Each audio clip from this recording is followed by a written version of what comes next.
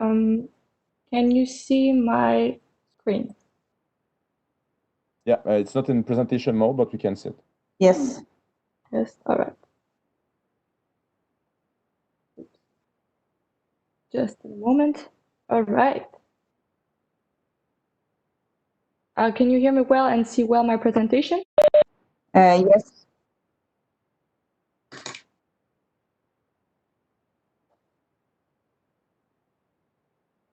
Okay. It happens to the best of us.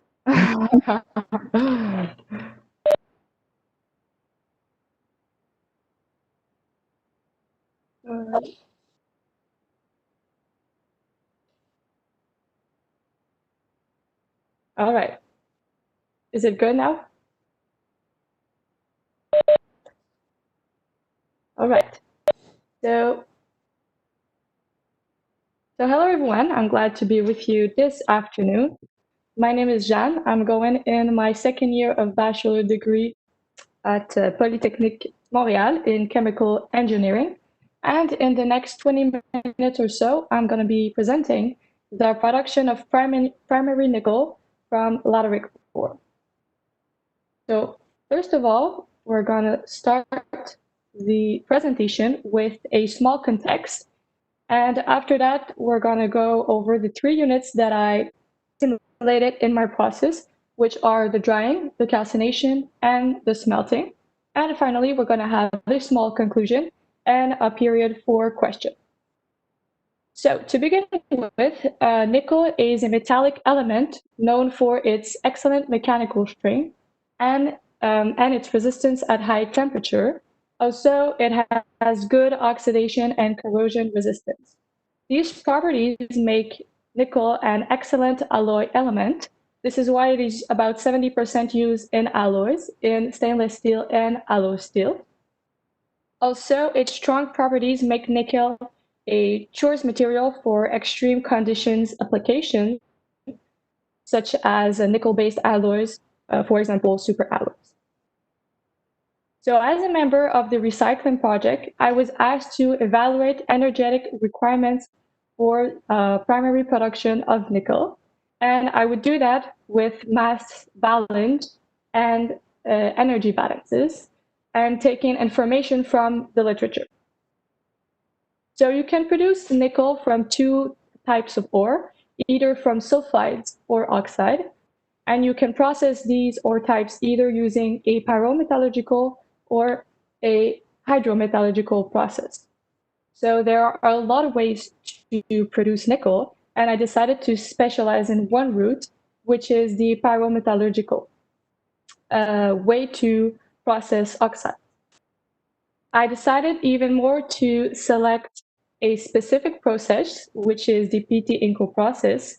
This process processes lateritic ore with a low iron content to produce a high-grade granulated nickel matte using the pyrometallurgical way. With this process, I was going to evaluate some mass and energy balance.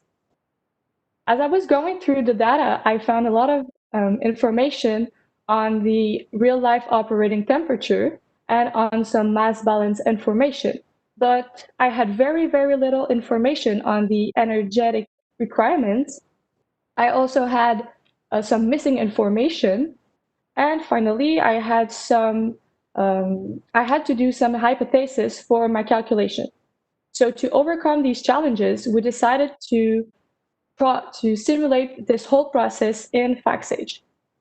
So the aim of the presentation, the simulations that I'm going to make, is to complement the available data to model a complete process with different units using FactSage, and finally to compare and validate the results that I would obtain in FactSage. So the PT Inco process is an integrated mining and smelting operation located on the island of Sulawesi in Indonesia. It produces about 78 to 8,000 tons of nickel matte per year, which represent about 5% of the global nickel production. And here is the flow chart. This is the first flow chart that I produced for the production of nickel. As you can see, there are a lot of reactants and a lot of products, and each of them have complex composition, which can make the simulation on FactSage quite a challenge. So this is why I decided to select the most important streams. So this is why these are the streams that were the most important and that I simulated in my simulation of the process. So I'm going to do a quick overview of this process so you better understand my simulation. So first of all, you start with a wet lateritic ore that contains liquid water that needs to be removed. So you're going to go through the dryer kilns to remove this liquid water. After that, you're going to obtain the dry kiln product that is going to be reduced and calcinated in the calcination kilns. You're going to obtain some calcine that is then going to be smelted in the electric arc furnaces. You're going to obtain a furnace mat, or a liquid metal, as we call it in FactSage, that contains 26% nickel. And we want to purify this stream by going to the Pearce-Smith converter that is going to increase the amount of nickel to 78%. For all the simulations that I'm going to be presenting, the selected databases or the FactPS, which contains gas phases and stoichiometric compounds, the FT oxide databases that contain pure oxide and oxide solution.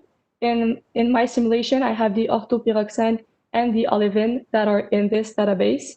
And the last selected database is the FTMIS, which contains miscellaneous phases, for example, the beta Ni3S2. So for the very first simulation of the first unit, the drying, we're going to want to just evaluate the mineralogy of the feed of the wet lateritic ore at 25 degrees. So to do that, we're going to go into our equilibrium model and our reactant table. And here I selected the initial amount of reactant. Here they are in percentages, and I used the alpha parameter because I wanted to be able to do my simulation on a ore basis that I want. If I want to use 100 ore basis or 1,000 gram of ore basis, I wanted to be able to modify that easily. And here you can see that I don't have my initial condition selected, and that is because in this simulation, I'm going to be looking at the phase assemblage. So I don't need to activate them. If I activate my initial condition, it's because I'm going to be looking at the heat balances or at state properties, which is not the case right now. So as you click next, you're going to arrive to this panel here on the left. We're going to have to do some actions. First of all, we're going to have to select all the solutions. So to do that, you're going to click here on select and select all solution. FactSage is going to automatically select all the good solution. But however, we're going to remove one phase, which is the Pitzer phase right here. And we're going to do that because the Pitzer phase is a mixture of water and other elements. But right now, what I want to do is to mimic the absorption of water in my sample. Therefore, I don't want a water solution. It's just not something I want to model in this simulation. But as I do that, as I remove the Pitzer phase, I need to activate liquid water in here by right-clicking here and activating only the liquid water.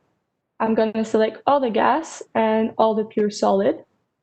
Also, as I said previously, my alpha parameter, I'm going to decide to put on, I decided to put it on a 955 gram of ore. And I did that because the information that I had in the literature was on this amount of ore basis. And I wanted to be able to compare my result with the literature. And finally, we're going to have a selected temperature of 25 degrees. As I hit calculate, I'm going to get to my result panel. And here you can see the temperature, the final temperature that I selected, my initial reactants and their composition. And from here to the bottom, I have the information about my product. And if I scroll all the way down, here I have my stable components at 25 degrees. So my phase assemblage looks like this at 25. I have some FCC, some spinel, a fair amount of olefin, 2 hydrates, and the liquid water that I need to remove in this unit, in the drying unit. So that's what we're going to do in our second simulation. I invite you to go to the second simulation if you want to follow on the .dat files. So here I just want to replicate real life operating data. So we're going to go to the same menu table as previously, but we're going to select the real life operating temperature, which is 120. We're going to hit calculate, and this is the phase assemblage that I have. So we get what we were looking for. There is no more liquid water in the system. However, there are still my 2 hydrates, but they're going to be removed in the next unit in the calcination. So my dry kiln product, my product of this first unit, the drying, is composed of 3 streams, the spinel phase, and my 2 hydrates. I'm going to want to use these 3 constituents as reactant for my next unit, for the calcination. To do that, I'm going to have to save my spinel phase because it's a solution. So I'm going to go in my result table in output, stream file, save solution. And here the only stable phase is the spinel phase. So I'm going to select it. And this is what I name it if you want to follow on the data files that we're going to provide you. And we're going to have these products for this unit where we're going to want to replicate the real life operating data in this simulation. In here, we are adding a bit of coal as a reducing agent, and the combustion is possible because of the high sulfur fuel oil. And as it is burning, the high sulfur fuel oil contaminates the content of the calcination kiln and serves as a reducing and sulfurizing agent. So what we're going to do first in our reactant table is go and get the spinel phase that we just saved. So we're going to go into Edit, Mixture and Stream, Import a Stream, and we're going to go get the stream that we just saved here. After that, we're going to add the exact amount of the 2 hydrates that we add. We're also going to add a bit of carbon to simulate the addition of coal in the system. And we're going to add some sulfur to simulate the addition of the high sulfur fuel oil contamination. Here, just to show you, I activated the initial condition. As I do so, I need to put the temperature of my reactant. So I have some of them in the literature, but for example, for the coal, I didn't have any information. So I did a hypothesis of 25 degrees for the coal. And as I activate the initial condition, it's because I want to look at heat balances. So if we hit next, we're going to arrive to this panel. Once again, we're going to select all the solution, remove the Pfizer phase, and remove this hybrid phase right here, the matte metal phase. And we're also going to activate pure water again. And we're going to operate at 700 degrees Celsius, which is the temperature of the literature. What we get here is a gas phase, some orthopyroxene, some olefin, the beta Ni3S2 phase, some FCC, and a bit of remaining carbon. If we look closely at, and if we analyze a bit more the gas phase, we can see that there is CO that is forming, which indicates that the reduction has started in the calcination kiln. Here again, we're going to save the 4 solution as stream for the next unit for the smelting. And if we scroll down the result, we can go look at the matte phase, and we can see that its activity is close to 1, which means that the matte phase is close to being formed. And that is really something we want to avoid because everything in the calcination kiln is solid. So if there is any liquid in the system, then the liquid is going to agglomerate with the solid and cause the fooling of the kiln, which can cost a lot of money and be time consuming. So to avoid that, we can evaluate the maximum operating temperature, which is the temperature at which the matte phase is formed. So this is what I did in this fourth simulation. To do that, you're going to go into the matte solution. You're going to right-click on the plus, and you're going to select, you're going to put this phase into formation target phase. As you do so, you should have a little F right here. And you're also going to unselect the temperature. And this way, when you hit calculate, FactSage is going to automatically calculate the temperature at which the matte phase is formed. In this case, the matte is formed at about 872 degrees, which would represent the maximum operating temperature of the calcination kiln. As we go to our final unit that I'm going to be presenting today, the smelting, in opposite to the previous unit where everything was solid, here we want everything to be liquid. So we're going to have our solid product, the calcine, that is going to be smelted in the electric arc furnaces. Here, a bit of molten sulfur is added to ease the formation of the matte phase or the liquid metal that we call it here. So once again, in my reactant table, I'm gonna go use the 4 saved stream that I had, which were the beta, the olivine, the orthopyroxene, and the FCC, and also the remaining amount of carbon. Also, we're gonna add a bit of sulfur to simulate the molten sulfur that is added. And finally, a bit of a certain amount of carbon that I didn't know what was it. So this is going to be what we're going to try to evaluate the amount of carbon that should be added in the second simulation. So here we're going to make our temperature range from 1,500 to 1,520 by making leaps of 1 to evaluate at which temperature everything is liquid. So I plotted my results to get this graph here. And as you can see, at 1,500, there are 3 stable phases: the slag phase, the liquid metal phase, and olivine, which is a solid solution.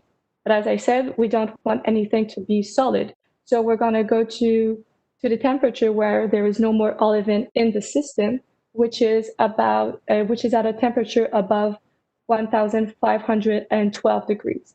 So for my simulation, I'm going to be operating at 1,515 degrees Celsius. So once I have the right operating temperature, now I'm going to want to know how much carbon I should add in my system. And I'm going to monitor this amount by trying to reach the target composition from the literature. So I know that I'm going to be looking to have a 26% nickel in my liquid metal, and these remaining composition for my liquid metal and my slag. So we're going to go into our menu here, and this time we're going to make the amount of added carbon range from 0 gram to 10 gram by making leaps of 0.5. So I got a lot of results, and once again, I plotted them to evaluate what should be the amount of added carbon. So here is the weight percentage of nickel in my liquid metal phase as function of added carbon. So if I want a 26% of added carbon, I evaluate that I need to add about 7.28 grams of carbon. So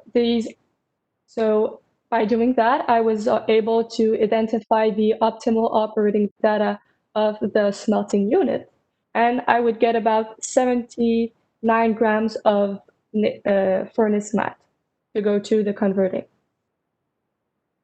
And not only were the composition good for the nickel in the liquid metal, but the other components had composition really close to what was in the literature.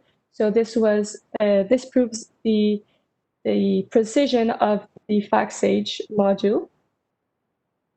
And also, not only were the composition right, but I was able to obtain a global recovery of the nickel in the liquid metal of 99.2%, which is a excellent recovery. So to conclude, with my simulation, I was able to model a pyrometallurgical process from the ore to the liquid metal. I was able to predict the optimal conditions of the units and some operating data that were missing. So I was able to complete the data from the literature.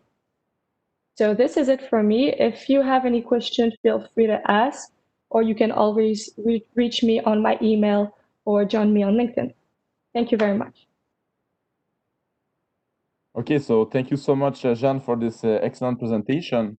And I want to reiterate the fact that these are undergrad students that really I hope, enjoyed their stage this summer, and that are now fully operational on the use of FACSAGE, be able to represent really complicated processes. And I feel like with reasonable assumption, we're able to really grasp the major feature of these pyrometallurgical processes. So, Eve, are there any questions for Jeanne? I don't see any questions at the moment. Okay. So I think it was clear. And something also I should mention is that, oh, yeah, you can. By Nubia, did you fix a certain degree of reduction for the nickel and iron oxides in the calcination? Usually this is something that is done in the industry. No, I didn't fix anything. I just fixed the amount of carbon as to get the target composition that I was aiming for. Yeah, and something I can add to Jeanne's comment is that we started with a specific feed that will, I would say, impose the oxidation state of the various elements you have in your material. And therefore, with the simulation that we are performing, we hope that it will represent reality in terms of degree of oxidation of each element in the feed in a specific unit. So we did the same thing with the presentation this morning of Walid, and I think that FACSAGE can estimate or evaluate properly the oxidation state in different pyrometallurgical processes. Okay, with that, we'll have some time. I think Eve, the next presenter is due for. We'll start the presentation anyway, and we'll have a little bit more time to relax and maybe prepare for the last block of presentation. So the next presenter is Iman Bouara, another